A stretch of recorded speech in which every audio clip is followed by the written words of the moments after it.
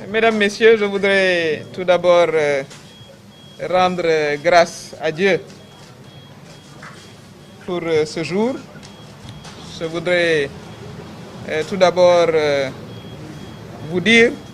tout le plaisir que j'ai eu à servir la République depuis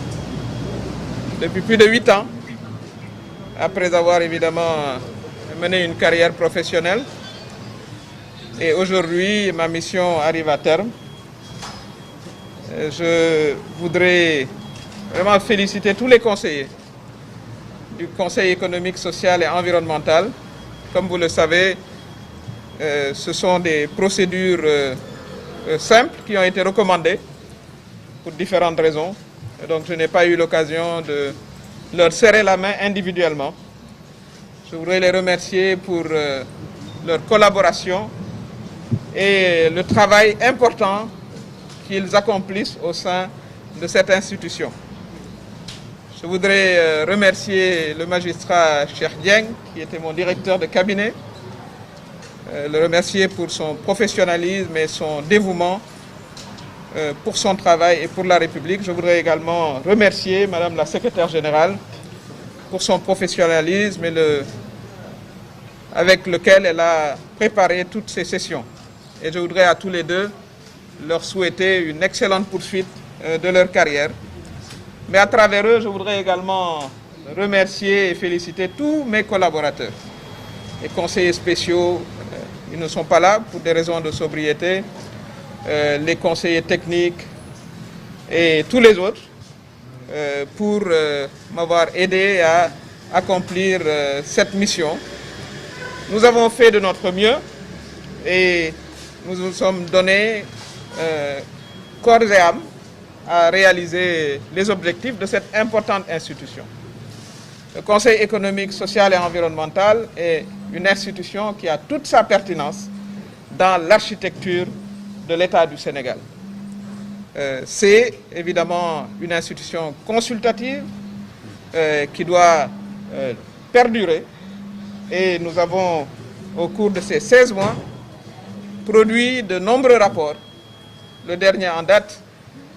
c'était nos recommandations pour gérer,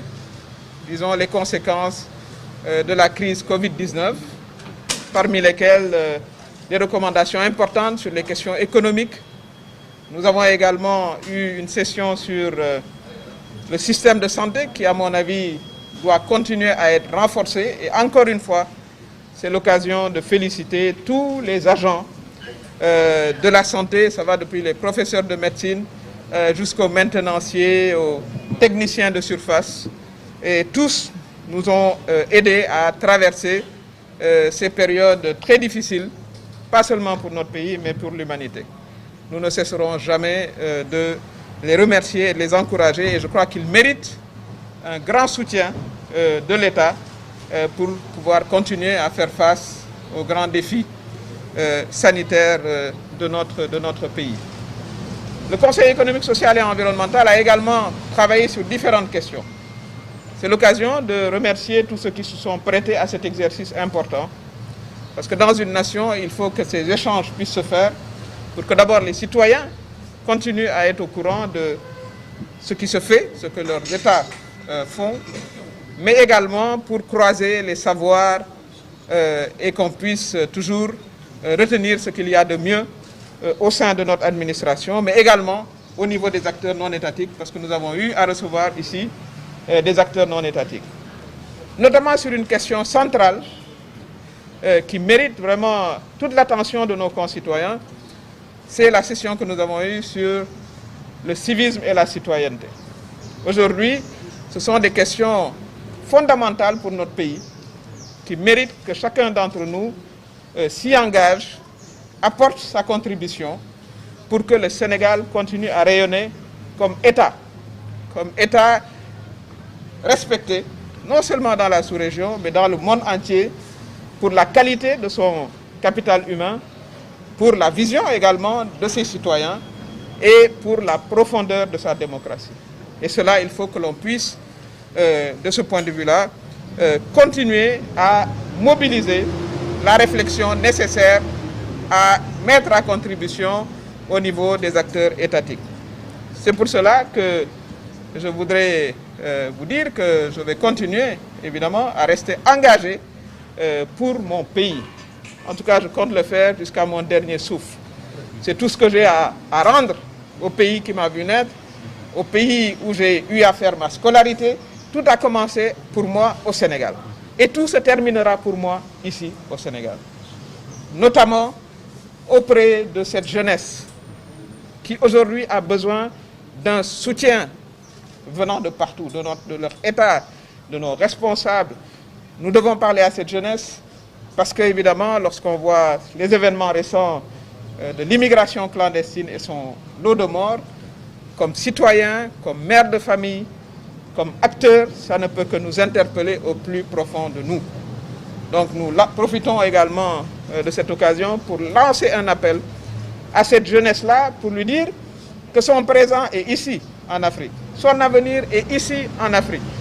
Et que nous devons, nous tous, faire de cette question de la jeunesse une question prioritaire pour que nos jeunes, qui sont nos enfants, et même parfois nos petits-enfants, puissent connaître un avenir, un présent d'abord, de décence et un avenir prometteur.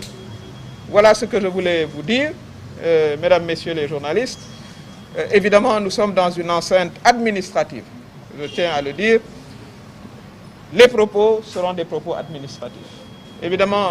je suis sûr que vous voulez poser des questions politiques, mais je peux vous rassurer que nous parlerons de politique très prochainement,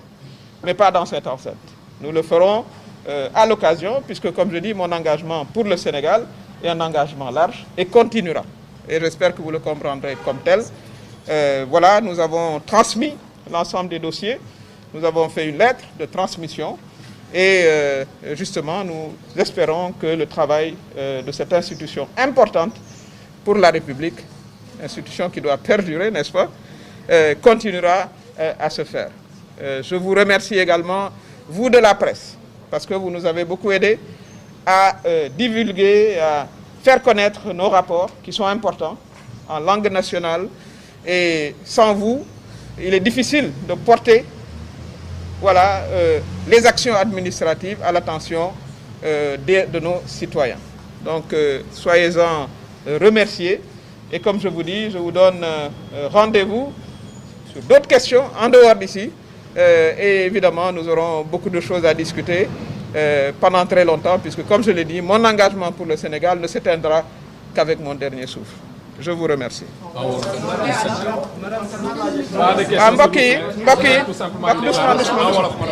Voilà. Mbokk yi ginnaaw bi ñu sante Yàlla julli ci yonentam ñu ngi tey delloo aussi liggéey bi nga xam ne joxoon nañu ko fii ci conseil économique social et environnemental bi nga xam ne am nañ fi fukki weer ak juróom-benn ci diir woowu nag liggéey naa ci ak ñoo xam ne ñi foog ma sant leen tey ci ki may commencé mooy suma directeur de cabinet muy magistrat bu xarañ muy Cheikh Dieng maa ngi lay gërëm di la sant ci liggéey wu rafet wi nga xam ne def nga ko ci sama wet di la ñaanal yàlla jàppale la ci sa carrière maa ngi sant aussi secrétaire général docteur Anta Sané nga xam ne session yeeg ni nuy liggéeyee fii ci ñi jàppale ci organisation bi ci la bokk liggéeyam rafet na moom it ñu ngi koy gërëm di ko ñaanal yàlla ci li nga xam ne moo ne ci kanamam ak conseiller yëpp muy conseiller diplomatique bi muy conseiller technique yi muy conseiller spéciaux yi mais surtout conseils yi nga xam ne ñoo nekk ci conseil économique social et environnemental nga xam ne téeméer ak ñaar fukk lañu situation bi moo tax mënuma nuyu ku ci ne waaye ku ci ne maa ngi lay gërëm di la sant ndax ku ci ne indi nga sa contribution ci diir bi nga xam ne nekk nañ fi liggéeyandoo fii ci conseil économique social et environnemental ngeen xam ne conseil bi ku nekk ngi fi baykat yaa ngi fi nappkat yaa ngi fi sàmmkat yaa ngi fi jigéen ñaa ngi fi docteur yaa ngi fi ingénieur yaa ngi fi avocat yaa ngi fi lim bi du jeex macha allah Sénégal su ndaw la te ku ci nekk yaa ngi indi contribution contribution yooyu nag tënk nañ ko ci ay rapport yu am solo ndax nag li ñu war a jàpp mooy conseil économique social et environnemental dafa di institution bu am solo ci sunu réew ndax action balaa nga koy def da nga koy xalaat kon kii xalaat ak bërëb bi nga xam ne bii dajale na doomu Sénégal yëpp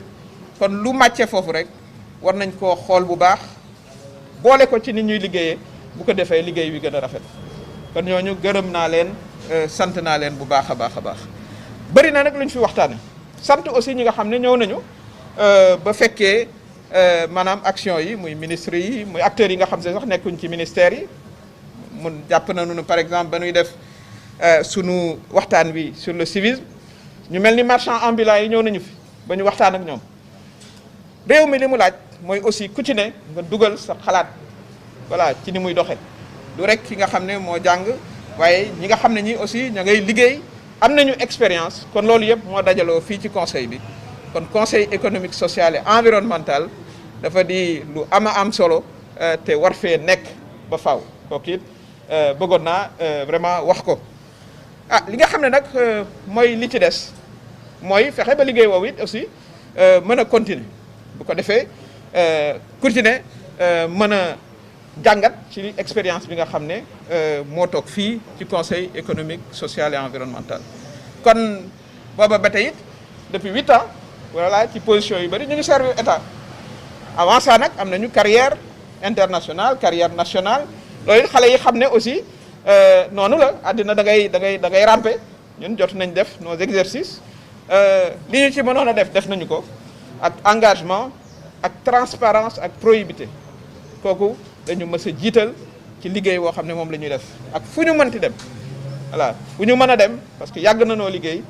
ba ñu fay jógee it gërëm nañ ñu sant ñu fii it def nañ fi naka ni noonu àddina nag day continuer li ma ci mën a wax mooy sama liggéey ci Sénégal ak liggéeyal Sénégal danaa ko continuer yàlla na yéex ba keroog ba fiy jóge ndax nag loolu laa ameel suma réew loolu